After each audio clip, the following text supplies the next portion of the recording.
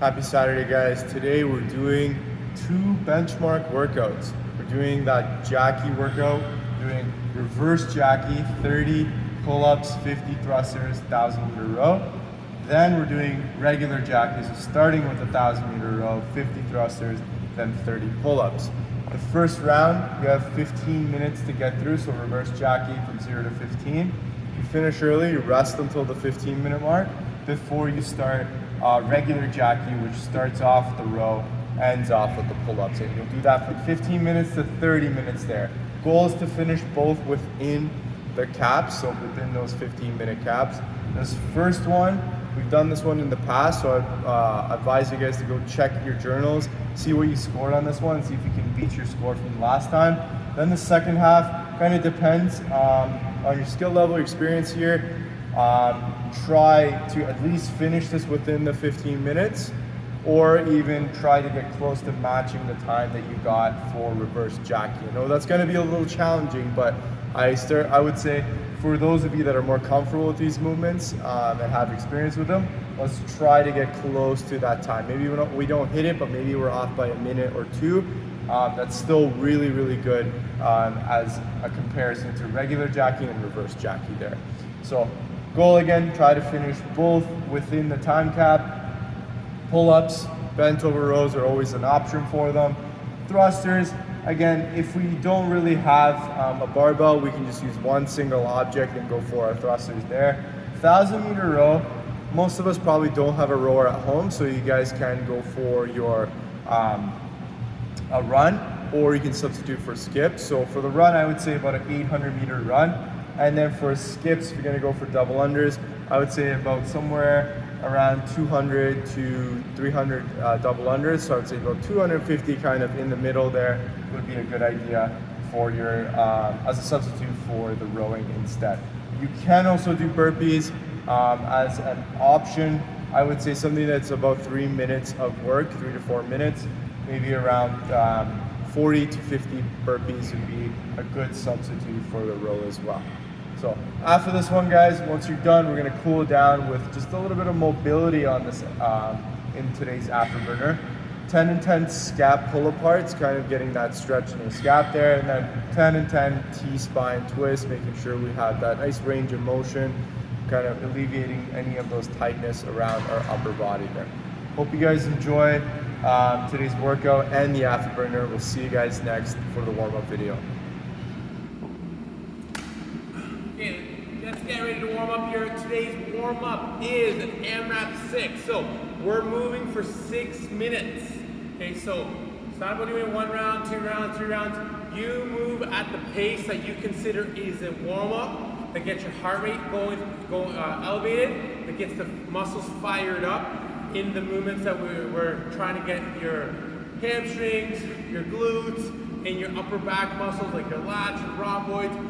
Focus on the area versus focusing on the speed or the rounds that you're doing today. Okay, get warmed up. So first movement, going for 30 double unders, 60 singles. So if you don't have a skipping rope, go into those hops. So hop, single tap, or maybe it's a double tap. So hop, double tap, repeating that, guys. For the 30, for double unders would be the 30 hops with a double tap, okay, so that would be equivalent. When you're done that, from there you're going 5 per side of your single arm row. So find an object, could be a band, could be a weight, kettlebell here in this case, guys. You're gonna lean forward. If you find it a little bit awkward, you don't have another object on the other hand, feel free to follow along. If your stance is a little bit off, feel free to go into that split lunge, okay, whatever feels comfortable.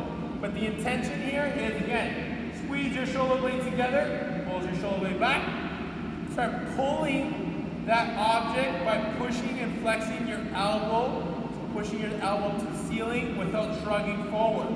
Okay, so shoulder blade back, flex your elbow, squeeze your armpit, right between your arm and your rib, guys. Keep that muscle nice and active. Extend that arm, retract, row.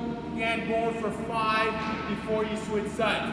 After that, Then you're going for 5 as well on both sides, your Bulgarian squat. To find an object that you can step back onto that is elevated.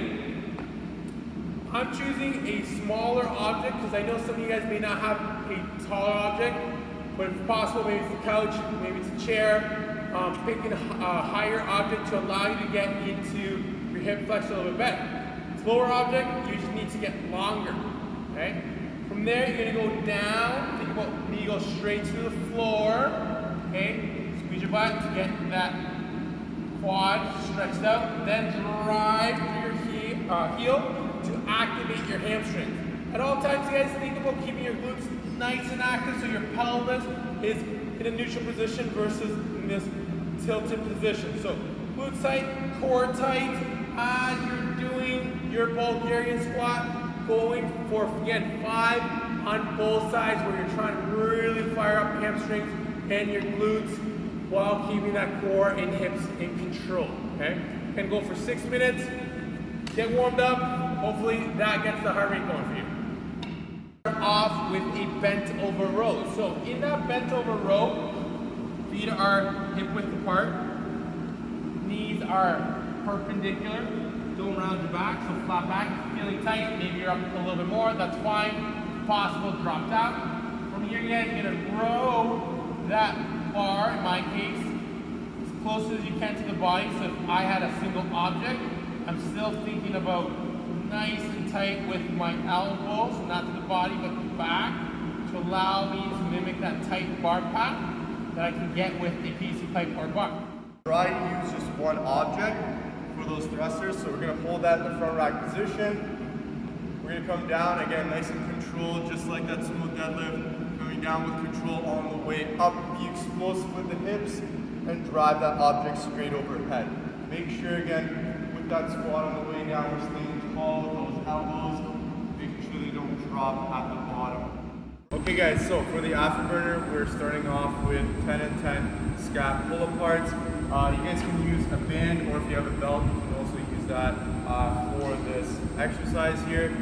What you're gonna do, you're gonna sit on your knees there, have the band on the opposite side that you're gonna be stretching. So I'm gonna be stretching on my left scap. I'm gonna put my right hand down and grab that band with my left arm, or with my left hand there. Make sure I get some tension on that band.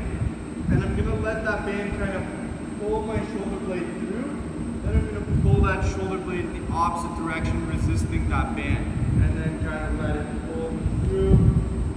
And then again, repeat that motion, really trying to pull with that shoulder blade as opposed to the shoulder or the delt as you do that movement. So again, you can do it with a band or with a belt.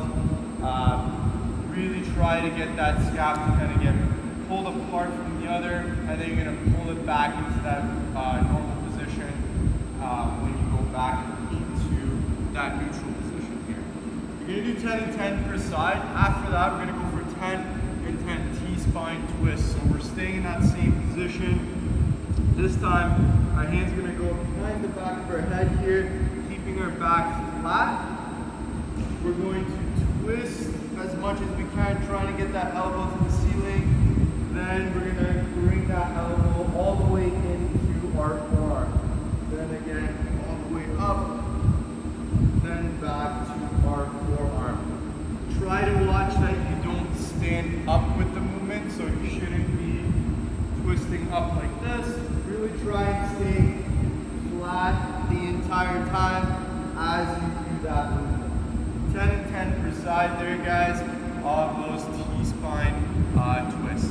Hope you guys enjoy the afterburner. We'll see you tomorrow for the next one.